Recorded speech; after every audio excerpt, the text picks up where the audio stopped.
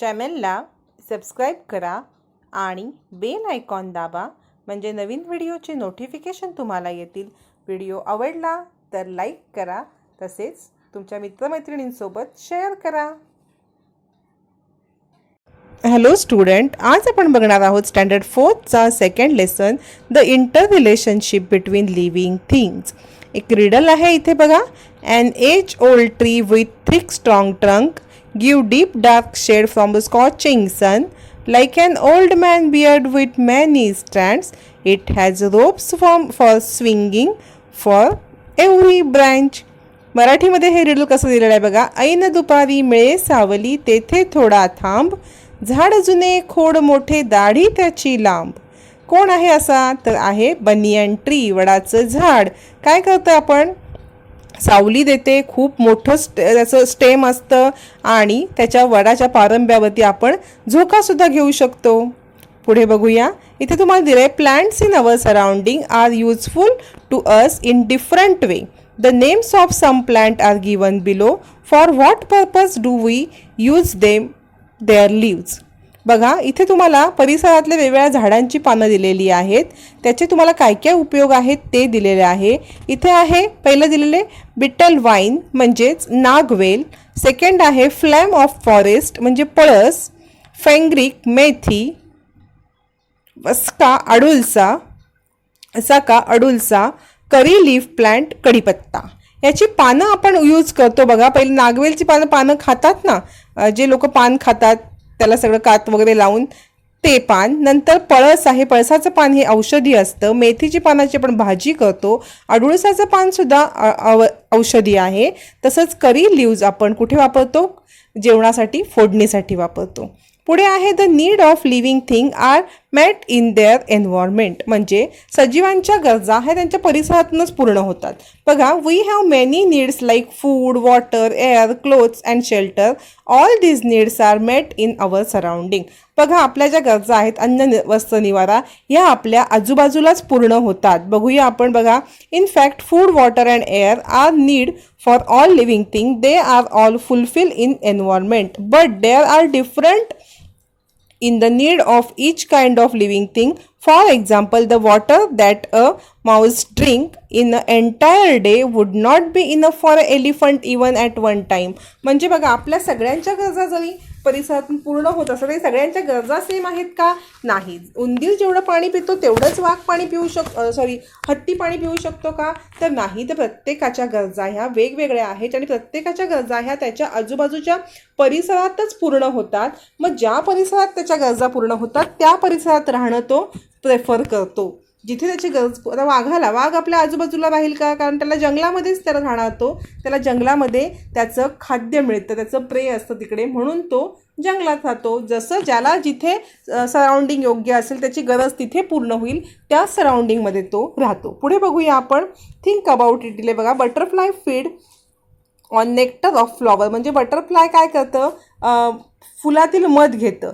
Can frog do the same. बेडूक तसंच करेल का? बटरफ्लाय मध ओढतं म्हणून बेडूक सुद्धा मध घेईल का? तर नाही। Sheep it lives off shrub. Can tiger do the same म्हणजे शिप ही लिव्ज खाते, पण टायगर पण तेच करेल का? नाही। म्हणजे प्रत्येकाच्या गरजा ह्या वेगळ्या आहेत। बघा, fish can breathe in water but can pigeon do it. कबूतर करू शकतो का? नाही। तशाच प्रकारे प्रत्येकाच्या गरजा ह्या वेगवेगळ्या असतात। पुढे बघा, if fish leave the water will they be able to live in the land म्हणजे फिश जर जमिनीत राहतोय तर त्याला पाण्यामध्ये राहतोय, त्याला जमिनीवर राहता येईल का? तर याचं उत्तर आहे नाही। म्हणजे तुम्हाला ही उदाहरणं का दिलेत की एकाच वातावरणामध्ये, एकाच सराउंडिंगमध्ये सगळ्या प्रकारचे प्राणी राहू शकत नाहीत, तर प्रत्येक प्राण्यासाठी वेगवेगळं सराउंडिंग आवश्यक असतं। जिथे त्याच्या गरजा पूर्ण होतात त्या सराउंडिंगमध्येच तो राहू शकतो। ह्याच्यासाठी तुम्हाला एक एक्झाम्पल दिलेलं आहे बघा। ए आणि बी अशा दोन तुम्हाला डब्या घ्यायला सांगितलेले आहेत बघा। दोन बॉक्स घ्यायचे आहेत आणि त्या बॉक्समध्ये काय टाकायचं आहे? मॉथ म्हणजे मटकीची सीड टाकायचे, मॉथ त्याचे टाकायचे आहेत आणि काय करायचे? त्याला मोड येऊन द्यायचे आहेत. बघा मोड आल्यावरती दोन्ही ह्याच्यामध्ये टाकायचे. हां हे बघा ए आणि बी मध्ये. आता काय करायचं, ए ह्याच्यामध्ये काय करायचं आपण, give 2 spoon of water to the soil of box A. इथे 2 स्पून वॉटर एव्हरी डे द्यायचं आहे. आणि दुसऱ्या ह्याच्यात काय करायचं आहे आपण, तर इथे खूप पाणी टाकायचं आहे आपण, म्हणजे 2 चमचे पहिल्या ह्याच्यात टाकायचं 2 स्पून, आणि इथे जवळजवळ आपण 1 ग्लास पाणी टाकून द्यायचं आहे. काय होणार आहे थोड्या दिवसांनी, तर जिथे 2-2 चमचे पाणी टाकतोय ते झाड एकदम व्यवस्थित होईल, पण जास्त पाणी टाकलेलं झाड खराब होईल. का, तर त्याला ते सराउंडिंग योग्य नाही. जिथे जास्त पाणी असतं ते सराउंडिंग त्याला योग्य नाही, त्याला योग्य प्रमाणातच पाणी असेल असं सराउंडिंग योग्य आहे. बघा हा फरक आहे की प्रत्येक सजीव अशा सराउंडिंगमध्ये राहतं जे सराउंडिंग त्याला योग्य आहे. Any type of living thing will be found only where all its need are fulfilled. म्हणजेच प्रत्येक सजीवाच्या गरजा जिथे पूर्ण होतात तिथेच तो सजीव आढळतो. ही इतकी उदाहरणं तुम्हाला जी सांगितली ही ह्याच वाक्यासाठी सांगितलेली आहेत की जिथे त्याच्या गरजा पूर्ण होतील तिथेच तो राहणार. मासा जमिनीवर राहू शकत नाही, तसंच पक्षी पाण्यात राहू शकत नाहीत. त्यांच्या गरजा जिथे पूर्ण होतात तिथेच ते राहणार. पुढे बघूया आपण. Let's talk the example of tiger. Tiger has strips. A tiger lies in wait for its prey among tall grass. Its prey cannot see. Prey म्हणजे त्याची शिकार. बघा, cannot see it in the grass because of the strips. म्हणजे वाघाच्या अंगावरती पट्टे पट्टे असतात आणि तो जंगलामध्ये मोठा घास म्हणजे गवतामध्ये लपून राहू शकतो. आणि त्याची जी शिकार आहे म्हणजे त्याचं जे शिकार करण्याचं आहे म्हणजे तो हरण असेल किंवा अजून काही असेल तर त्याला कळतसुद्धा नाही की वाघ इथे लपलेला आहे. मग वाघाला त्याची शिकार करणं हे सोपं जातं. हे बघा इथे गवतामध्ये लपून बसलेलं आहे, त्यांना दिसत नाही आणि मग वाघ त्यांची शिकार करू शकतो. मग त्याच्यासाठी कोणता सराउंडिंग योग्य आहे तिथेच तो वाघ राहणार. बघा, it can feed off them. For a tiger there also need to be a water hole nearby which never dries up even in the summer. They must all be dense vegetation, tall grass or caves in hill or mountain in the area so that the tiger can find shelter. म्हणजे बघा नुसतंच गवत आहे असं पण नाही, तर त्याला काय कसं वातावरण हवे बघा, तिथे घनदाट झाडी हवे, उंच गवत हवे आणि आजूबाजूला पाण्याचा साठा असा हवे की त्याला तो उन्हाळ्यात सुद्धा आटणार नाही. याचं 2 अर्थांनी तो पाण्याचा साठा हवे, त्याला पिण्यासाठी पण आणि त्याला जे शिकार तो करणार आहे त्याच्या पिण्यासाठी पण पाणी असेल तरच तिथे ते शिकार राहील. अशा प्रकारे योग्य सराउंडिंग असेल तिथेच वाघ राहू शकतो. बघा पुढे दिलेलं आहे आपल्याला, We keep animal in order to satisfy some of our need. They become dear to us. We look after them well. We feed them and we take them to a vet if they fall ill. These animal to return our affection. म्हणजे आपण आपल्याला काही गरजा पूर्ण होतात म्हणून आपण एक पाळीव प्राणी पाळतो, त्यांची आपण काळजी घेतो, खाऊ पिऊ घालतो, आजारी पडले त्यांची डॉक्टरांकडे सुद्धा आपण त्यांना नेतो. म्हणजेच बघा आपण गाय पाळतो दुधासाठी, कुत्रा पाळतो आपलं ह्याचं रक्षण करण्यासाठी, उंदरांना पकडण्यासाठी मांजर पाळतो आणि आपण त्यांच्याशी खूप क्लोज पण होतो. ते आजारी पडले त्यांना डॉक्टरांकडे पण नेतो. पुढे बघा, we get milk, meat, egg and several of things from animal. Some animal are useful for carrying burdens or drawing carts. Domestic animal are also used to help with the heavy farm work in field. Dog guard our house. Sheep gives us wool. म्हणजे आपण असे पण काही प्राणी पाळतो ज्यांच्यापासून आपल्याला दूध, मासे, अंडी, अन्नपदार्थ मिळू शकतात. तसेच असे पण प्राणी पाळतो की जे आपले ओझी नेऊ शकतात किंवा गाड्या ओढण्यासाठी उपयोग होतो. शेतीसाठी बघा बैल पाळला जातो, दुधासाठी आपण गाय पाळतो, तसंच कुत्र्या आपल्या घराची राखण करण्यासाठी पाळतो. मेंढ्यांपासून आपल्याला लोकरसुद्धा मिळते. बघा पुढे, ॲनिमल्स आर अवर फ्रेंड. म्हणजे आपण पेट ॲनिमल पाळतो. बघा इथे घोडा आपल्याला दिसतोय कॅरी करण्यासाठी. इथे पण एक मुलगा आणि मुलगी कॅटचे लाड करताना दिसते. आपण पण आपल्या घरात प्राणी असेल त्यांचे लाड करतो. कुत्रा आपले गार्ड करतो आपल्या ह्याचं. तिथे बघा दुधाचा एक ट्रक दिसतोय. हे दूध आपल्याला कुठून मिळतं? काऊ आणि बफेलोपासून. पुढे बघा, तसंच इथे दिलेलं बघा, even the extract of domestic animal of useful to human, म्हणजे प्राण्यांची जी विष्ठा असते म्हणजे शेण असतं त्याचा पण आपण उपयोग करतो. त्याच्यापासून आपण बघा गोवऱ्या करतो. ग्रामीण भागामध्ये या गोवऱ्यांचं इंधन म्हणून उपयोग केला जातो. तसंच गोबर गॅस बघा, gas called gobar gas is also obtain from cattle dung, म्हणजे गाईच्या शेणापासून गोबर गॅस तयार केला जातो. असे त्यांचे वेगवेगळे आपण फायदेसुद्धा घेतो. तसंच शीपचं जे एक्स्ट्रॅक्ट असतं ते फार्मर्स हे खत म्हणून त्याच्यात वापरलं जातं. पुढे बघूया, just as we need animal we need plant too, जसंच आपल्याला ॲनिमल पाहिजेत तसंच आपल्याला प्लॅन्टची सुद्धा गरज आहे. बघूया आपण आता प्लॅन्ट कोणते कोणते आपण हे यूज करतोय ते कशासाठी. Plant gives us food grain, vegetable, fruit, we love flowers too, म्हणजे आपल्याला प्राण्यांपासून अन्नधान्य, भाजीपाला, फळावळ असं सुद्धा मिळतं. We also get cotton wool from plant to make cotton clothes, म्हणजे कापसाच्या झाडापासून कापूस मिळतो आणि त्याच्यापासून आपण कपडेसुद्धा करतो. म्हणजे झाडापासून आपल्याला बऱ्याचशा गरजा पूर्ण होतात. We grow plant that are useful to us, we sow seed, we make sure that they get water, we give manure when necessary, we spray pesticide if they are attacked by insect. म्हणजे आपण काय करतो, झाडाच्या गरजा आपण पूर्ण करतो. बिया लावतो, त्याला पाणी देतो, खत देतो, कीड लागू नये म्हणून कीटकनाशके सुद्धा फवारतो.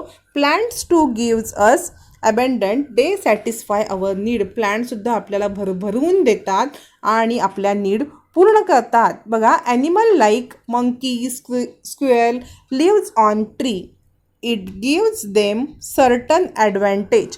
Being at height, they are better able to defend themselves from their enemies. म्हणजे झाड आपल्याच नाही तर पशु पक्ष्यांच्या सुद्धा गरजा पूर्ण करतात. उंचावरती बघा माकडं इथे दिसत आहेत. काय होतं, ह्याच्यामुळे त्यांना शिकारीचा भीती राहत नाही. शिकार त्यांना करण्याची म्हणजे उंच असल्यामुळे ते सेफ असतात. ते बघा, एक चिमणी दिसते तुम्हाला, पक्षी दिसतोय, तिची पिल्लं घरट्यावरती उंच आहेत, ती त्याच्यामध्ये सेफ आहेत. इथे आपल्याला खारुताई सुद्धा दिसते आहे. पुढे बघा, an egret reads on buffalo back. When buffalo is grazing in a grassy area, you are very likely to see an egret reading on its back. What would be the reason of that? म्हणजे बघा, आपण इथे म्हैस चरताना बघितलं आहे, त्याच्यात एक बगळा दिसतात आपल्याला. बगळे काय करतात तर म्हशीच्या अंगावरती छोटे छोटे and certain kind of egrets feed on different kind of insect. Grass is full of all kind of insect, but because they are hidden in the grass, egrets cannot see them and catch them. म्हणजे insect जे म्हशीच्या अंगावरती असतात ते बगळे खातात. Actually insect हे ग्रासमध्ये पण असतात, पण ग्रासमध्ये ते लपलेले असतात आणि बगड्यांना दिसत नाहीत, आणि म्हशीच्या अंगावरती असेल तर ते पटकन दिसतात आणि ते खाऊ शकतात. पुढचा हे आहे seasonal change in living things, म्हणजे ऋतुमानानुसार सजीवांमध्ये होणारे बदल. बघा, we have 3 season, summer, the rainy season and winter. It is very hot in summer, समरमध्ये आपण काय करतो, कॉटन क्लोथ्स घालतो कारण आपल्याला गरम होतं, व्हाईट कॉटन क्लोथ्स घालतो. ड्रिंक प्लेंटी ऑफ वॉटर, खूप पाणी पितो. तसंच रेनी सीझनमध्ये काय करतो, we use umbrella or different kinds of raincoat, आपण छत्री वापरतो आणि रेनकोट वापरतो to avoid getting wet in the rain.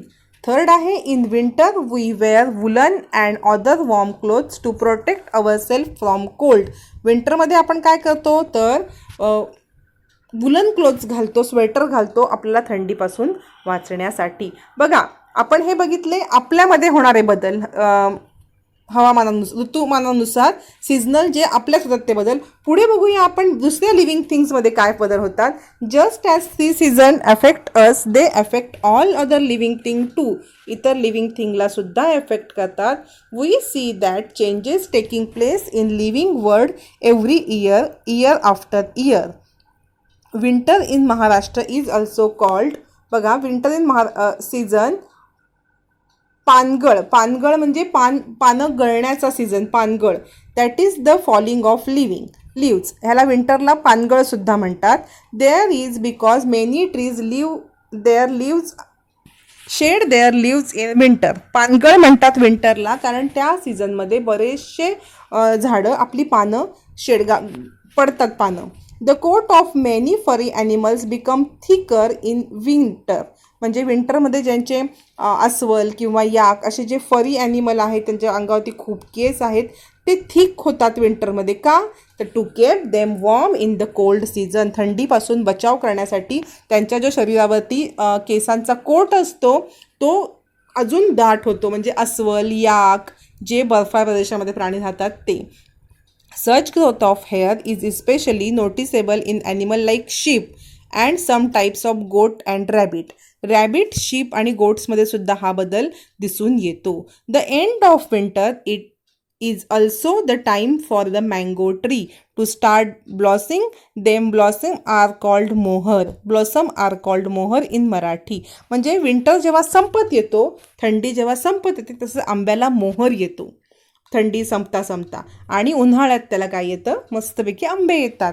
At the close of the month of February it becomes warmer and March it becomes feel the heat it times for summer. म्हणजे फेब्रुवारी मार्चमध्ये heat असते, तो time असतो summer, उन्हाळ्याचा.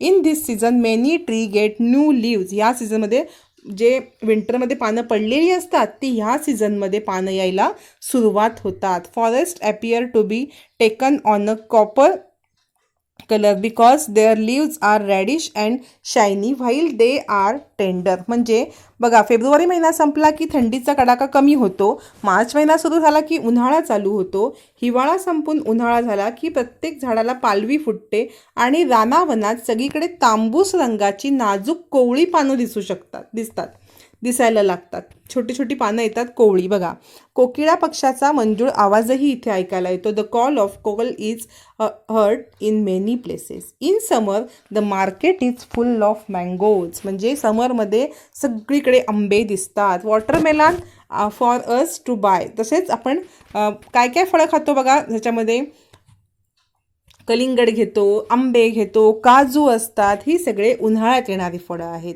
हेच तुम्हाला बघा थंडीमध्ये आंबा खायला मिळतो का? तर नाही. प्रत्येक फळाचा असा एक सीझन असतो, त्या सीझनमध्येच ती फळं येतात.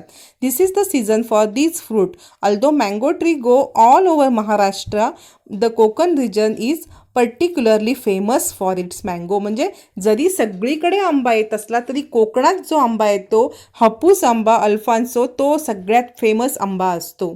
It is also the season for cashew nut. कॅश्यूनटसाठी सुद्धा हा सीझन चांगला आहे. The red yellow cashew apple can be seen grown on the cashew tree on the hillside in the Konkan region. म्हणजे काजूची झाडंसुद्धा दिसतात. पुढे दिलाय जून महिना. In June clouds make their appearance. The rain season is a short way away. By this time we began to get jackfruit, jamun. म्हणजे बघा, जून महिन्यामध्ये काय होतं, ढग येतात सगळीकडे आणि पावसाळ्याची चाहूल लागते, पाऊस येतो. त्या सीझनमध्ये आपण फणस, करवंद, जांभळे अशा प्रकारचे फ्रूट्स येतात. त्याच्यासाठी तो सीझन आहे. The seed of grass and other plant lie scattered all over the ground. They sprout and start growing as soon as begin to rain. म्हणजे बघा, ज्या बिया खाली पडलेल्या असतात त्यातनं नवीन नवीन झाडं येतात, तयार होतात आणि सगळीकडे ह्या महिन्यामध्ये हिरवळ दिसते. It is become wet everywhere. Frog appear. We also hear the loud noise of frog croaking all together. म्हणजे पावसाळ्यात काय आपल्याला ऐकायला येतं, तर बेडकांचा डराव असा आवाज ऐकू येतो. कधी येतो? फक्त पावसाळ्यातच. As the rainy season end it is time for winter to make come back. जसा रेनी सीझन संपतो परत काय येतो, थंडी येते. असं हे चक्र चालू राहतं. It get colder and colder. That is not good for frog. म्हणजे बघा, जे बेडूक पावसाळ्यात डराव ओरडतात त्यांच्यासाठी हिवाळा हा सीझन योग्य नसतो. They go deep under go the ground for a long period. म्हणजे मग ते काय करतात, हिवाळा त्यांना सहन होत नाही, मग ते एकदम मोठी बिळं करतात जमिनीच्या खाली आणि तिथे जाऊन लपतात ते 7 or 8 मंथसाठी. We depend on agriculture for food. The different season, summer, winter and the monsoon are the time for doing difficult task in the field. म्हणजे आपण अन्नासाठी शेतीवरती अवलंबून असतो. पावसाळा, हिवाळा, उन्हाळा या ऋतूमध्ये शेतीची ठराविक कामे ठरलेली असतात. इथे आपला हा लेसन झालेला आहे. तुम्हाला व्हिडिओ आवडला असेल चॅनलला सबस्क्राईब करा, लाईक करा, बेल आयकॉन दाबा, तसेच तुमच्या मित्रमैत्रिणींसोबत शेअर करा.